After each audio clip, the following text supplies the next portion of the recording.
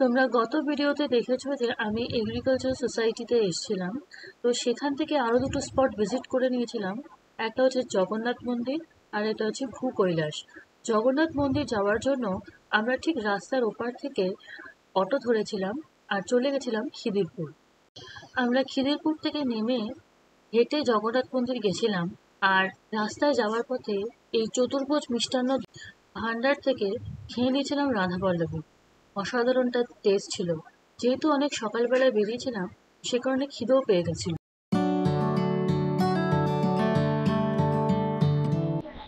তো এই দোকানের কচুরিটা না মানে কচুরি না, মানে রাধা পল্লবীটা দারুণ খেতে। স্পেশালি যে তরকারিটা ছিল ওটাও খুব সুন্দর খেতে।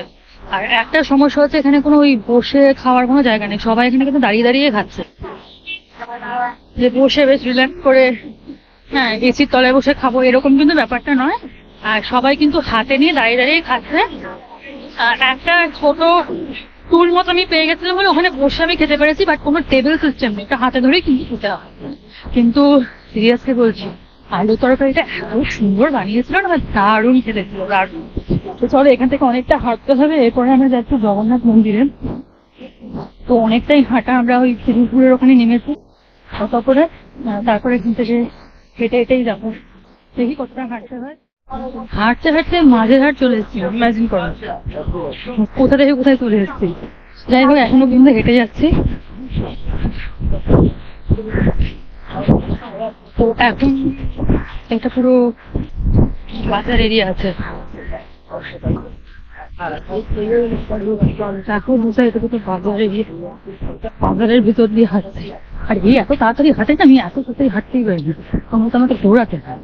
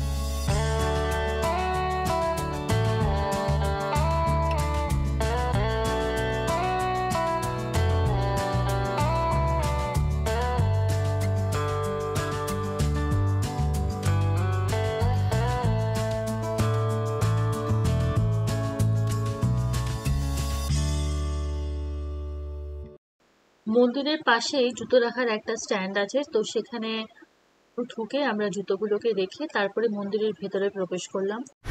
এই চাতালটা প্রচণ্ড গরম। আর এখানে তুমি দেখতেই পাচ্ছেন যে পুরো সূর্যের তাপটা এখন এই চাতালে এসে পৌঁছাচ্ছে। আর এটা পুরোটা না মার্বেল। তো বেটার হবে তোমরা একটা মোজা পরে যদি এখানে আসো, যদি তোমরা গরমকালে ভিজিট করতে চাও তো মোজা পরে অবশ্যই আসবেন। খালি পায়ে কিন্তু প্রচণ্ড গরম লাগবে। আমিও মোজা পরেই এসেছি। দেখো, মন্দিরের পাশেই লাগোয়া দেখো এতটা রেস্টরুম আছে, বিশাল অনেক চেয়ার ফেয়ার রাখা আছে, উপরে ফ্যানও আছে, তোমরা চাইলে এখানে বসে রেস্ট নিতে পারো। একদম মন্দিরের উল্টো দিকে এই রেস্টরুমটা আছে, অতিথি ভবন। দেখো প্রায় দেখো প্রায় 20 মিনিট হাঁটার পর আমরা এই জগন্নাথ মন্দিরে এসেছি। মানে আমি তো পুরো এই রোদের মধ্যে, কি বলতো, হাঁটা একদমই যায় না। আমি জানি না ওর এত এনার্জি কোথা থেকে আসে রোদের মধ্যে হেঁটে হেঁটে বেড়াচ্ছে। শীতকালটা লোকে এই জন্য ঘুরতে বেড়াতে পছন্দ করে। যাই হোক, বাবা এখানে দেখো গরুর গলায় ঘন্টা পড়ে আছে।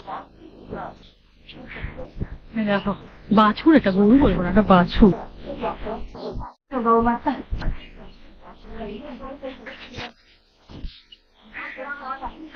এটা মহাকালেশ্বর মন্দির। বুঝলাম না, এটা পুরোটাই দেখো পার্কের টাকা আছে। চলো, তোমরা একবার আমার সাথে মন্দিরটা দর্শন করে নাও।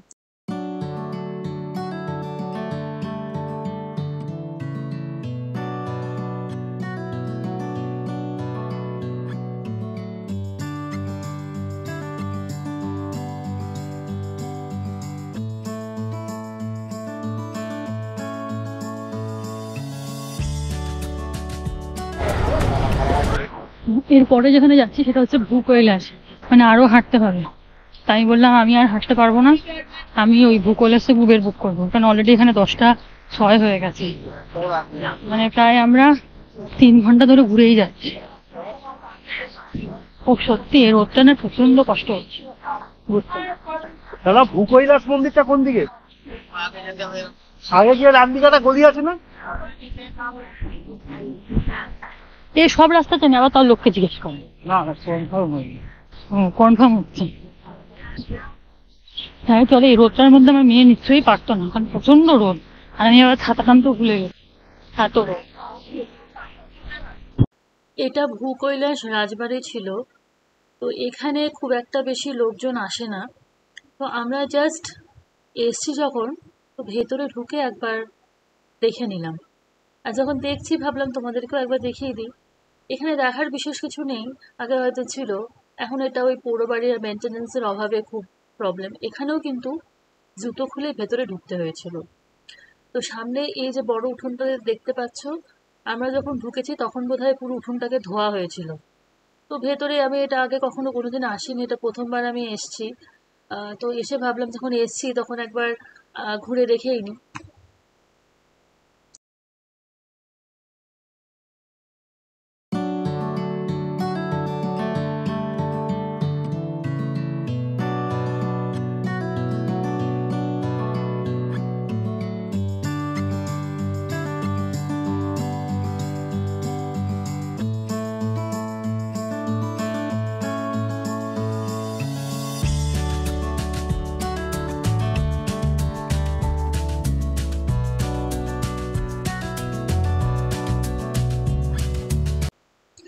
এই ভূ কৈলাসে দুটো বড় বড় শিব মন্দির আছে, আর বিশাল বড় এরিয়া নিয়ে বসে থাকতে সত্যি খুব ভালো লাগছিল। কিন্তু যেহেতু আমরা যেই টাইমে গেছিলাম, তো সেই টাইমে প্রচন্ড রোদ ছিল, সকালবেলার দিকটায় গেছিলাম। তো এই টাইমে তো এখন রোদ থাকবেই, আর পুরোটা যেহেতু ওপেন এরিয়া, তো একদমই বসা যাচ্ছিল না, এতটাই রোদ ছিল। আর এখন তো গরম পড়ে গেছে। তো বেটার হয় যদি ইভিনিং টাইমে আসা যায়, কারণ এই পুকুর পাড়ে বসতে ভীষণ ভালো লাগে। এই পুরো এরিয়াটা ঘুরে তুমি কভার করতে পারবে। আর এত সুন্দর এনভায়রনমেন্ট, মানে বসে থাকতে সত্যি খুব ভালো লাগে। সিরিয়াসলি এই ভূ কৈলাসের এখানটা আমি প্রথমবার এসেছি। তো এই দেখো এইখানে যে ঝিলটা, ঝিল না, এটা পুকুরই বলবো, আর তার পিছনে যে মন্দির দুটো, সত্যি ভীষণভাবে ভালো লাগছে। আর এখানে কি বলতো, বসে থাকতে না মানে একটা আইডিয়াল জায়গা। যদিও আমরা সকালবেলা এসেছি দিনের বেলা, কিন্তু একটু রোদটা পড়লে এলে পরে ভীষণ ভালো লাগে, মানে বেশ হাওয়া দিচ্ছে। এখনো তো সেভাবে গরমটা ঠিক জমিয়ে পড়েনি, জাঁকিয়ে পড়েনি, গরম পড়েছে কিন্তু অতটা তো জাঁকিয়ে পড়েনি। যাই হোক, কিন্তু এখানে ইভিনিং টাইমে এলে বসে বসে থাকতে কিন্তু ডেফিনেটলি ভীষণভাবে ভালো লাগবে। আর স্পেশালি এই পুকুর পাড়টায় বসে দেখা যাচ্ছে পিছন দিকে পুকুর পাড়টা। তো অলরেডি এখন 10:30 বাজে, এবার তো বাড়ি যেতে হবে, তারপর মেয়ে আবার চলে আসবে, ওর 12:30টার সময় গাড়ি ওকে ড্রপ করে দিয়ে যায়। তো আমাদের এখান থেকে যেতে যেতে প্রায় 2 ঘন্টা তো লাগবে। তো উবের বুক করে আমরা বাড়ি ফিরেছিলাম। আজকের পুরো ভিডিওটা কেমন লাগলো কমেন্টস করে জানাবে। ভিডিওটা ভালো লেগে থাকলে একটা লাইক, কমেন্ট, চ্যানেলটাকে সাবস্ক্রাইব করে প্লিজ আমাকে সাপোর্ট করবে। Thanks for watching the video.